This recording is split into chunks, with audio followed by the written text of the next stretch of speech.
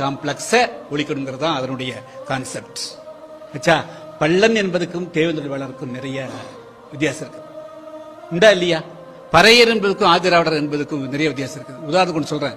சக்கிலியர், பகடை, மாதாரிங்கிறத முதல் தமிழ்நாட்டில் பள்ளருங்கிறத தேவேந்திர வேளராகவும், பறையர் என்பதை ஆதிராவிடராகவும், சக்கிலியர் என்பதை அருந்ததியாக பயன்படுத்தி 3 வார்த்தையை நான் தொடர்ந்து 95 94 பயன்படுத்துறேன்.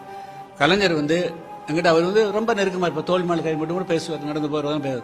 அப்ப என்ன கிருஷ்ணசாமி நீ பள்ளி என்னமோ அருந்தீர்கள் சொல்றதெல்லாம் என்னத்துக்கு அப்படின்னு கேட்டார். 95 அப்படி கேட்டிருக்காரு, 96 கேட்டிருக்காரு. அன்னைக்கு அவங்க தெரியாது.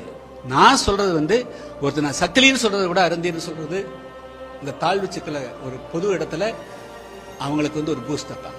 பறையர் என்பது ஆதிராவிடர்னு சொல்றது ஒரு பூஸ்டப். அது கூட இன்னும் கூட நான் சமூகம்னு சொல்லணும்னு சொல்லிக்கிறேன். ஸோ என்னுடைய போராட்டங்கள் வெளியே பூச்சில சமுதாய மாற்றத்தை கொண்டு